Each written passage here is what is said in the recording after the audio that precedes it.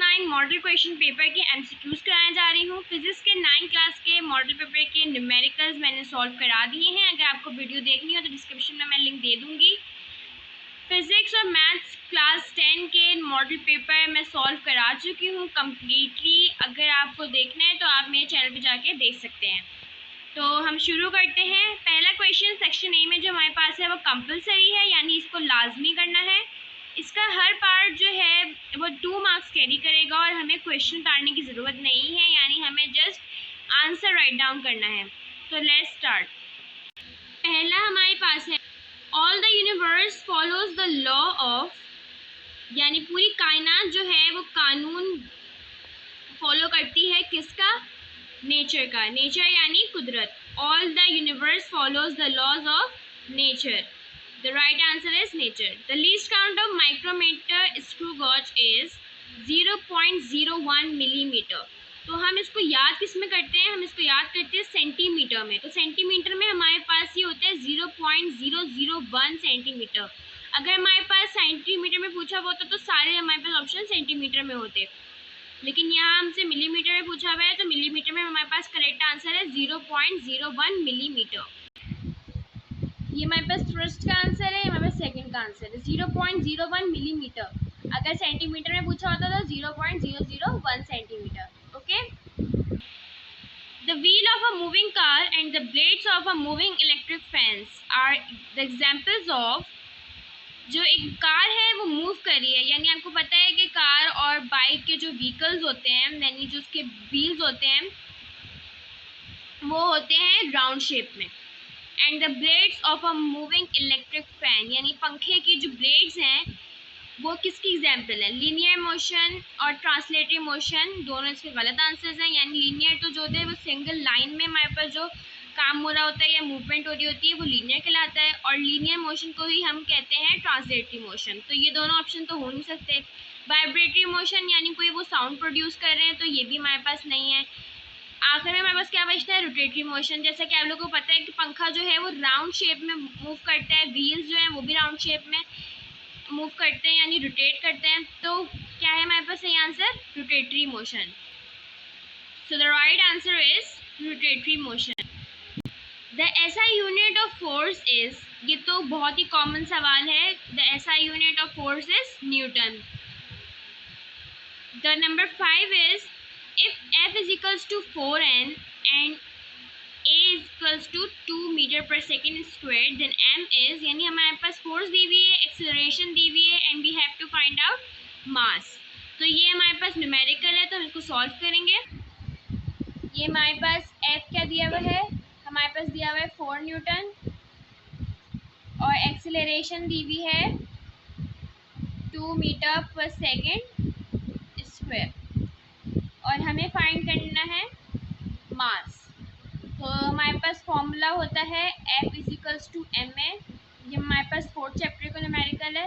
तो M हमें find out करना है तो उसको हम इधर ले आएंगे। जब M इधर आया तो F क्या हो गया? F upon A। सही है।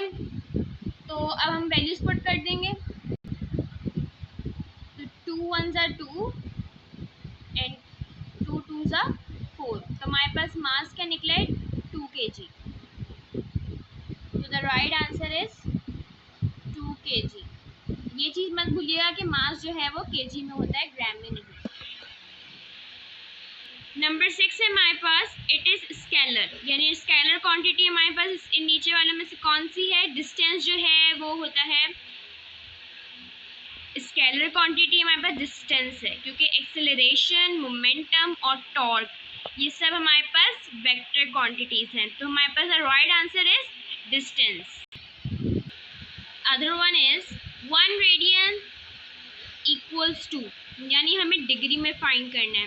वैसे तो हमारे पास जो रेडियन है उसकी वैल्यू हमें आराम से 7 चैप्टर में मिल जाएगी, बट अगर हमें याद ना आ रही हो तो उसको फाइंड आउट कैसे करेंगे हम?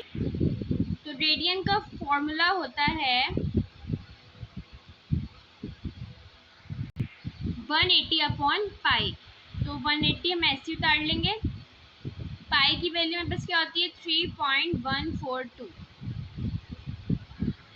तो जब हम इन दोनों को डिवाइड कराएंगे तो हमारे पास पास आएगा 57.3 डिग्री का। तो साइन हमें पता है कि रेडियन जो है वो डिग्री में होता है। तो the right answer is 57 point. Number 8 है the second condition of equilibrium states that. Second condition of equilibrium आपको 6th चैप्टर में मिलेगी। जब आप देखेंगे पढ़ेंगे उसे तो आप ये जान जाएंगे कि summation torque equals to 0 is the second condition of equilibrium. और ये जो हमारे पास थर्ड ऑप्शन दिया हुआ है समेशन एफ इक्वल्स टू 0, तो ये हमारे पास होती है फर्स्ट कंडीशन ऑफ इक्विलिब्रियम। और second condition summation T equals to यानी torque equals to 0। This is the right answer. ये हमारे पास समेशन का साइन होता है, टॉर्क का ये होता है और इक्वल्स टू 0।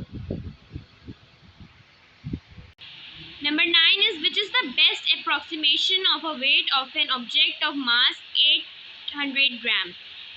तो ये हमारे पास जो है वो न्यूमेरिकल ही है। अब हमें वेट मालूम करना है। तो मास हमारे पास 800 ग्राम दिया हुआ है। जैसा कि मैंने आपको बताया कि मास जो है वो केजी में होता है, तो पहले हम इसे केजी में कन्वर्ट करेंगे और फिर हम इसे वेट। तो 800 को हम केजी में करने के लिए 1000 से डिवाइड कर देंगे, तो हमारे पास आंसर आ जाएगा 0.8 kg।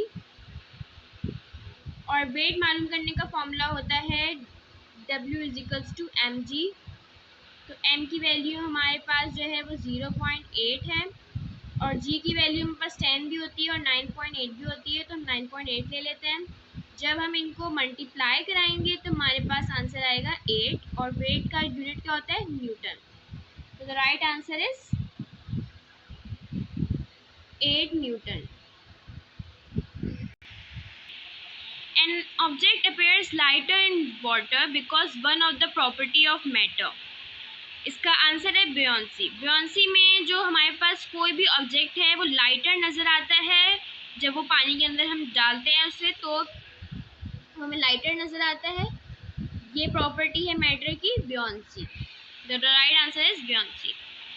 11 a 25 newton force acts on X axis, what is the value of Y component.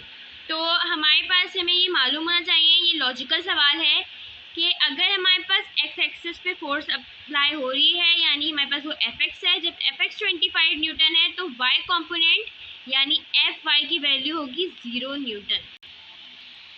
The value of radius of earth is.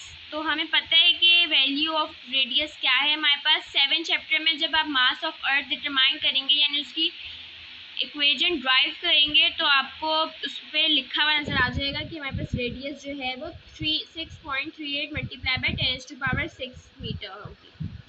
सही है। तो हमारे पास दो एक जैसी चीज़ें दी हुई हैं, लेकिन जब हम अप्रोक्सीमेशन करते हैं तो हम पॉइंट को लीस्ट नंबर तक लेकर आ जाते हैं। तो हमारे पास सही आंसर है 6.38 multiply by 10⁻6 metre. Number 13 is if F equals to 10 Newton and V equals to 2.5 metre पर square then power will be। ये भी हमारे पास न्यूमेरिकल है तो हम सॉल्व कर लेते हैं। F हमारे पास 100 न्यूटन, V यानी वेलोसिटी हमारे पास 2.5 मीटर पर स्क्वायर और P हमें यानी पावर फाइंड करनी है। तो हमारे पास ये फॉर्मूला है, फॉर्मूले के मुताबिक हम वैल्यूज पुट कर देते हैं। इन दोनों को जब हम मल्टीप्लाई कराएंगे तो हमारे पास आंसर आ जाएगा 250 और पावर का जो यूनिट होता है वो होता है what. So the correct answer is 250 watt.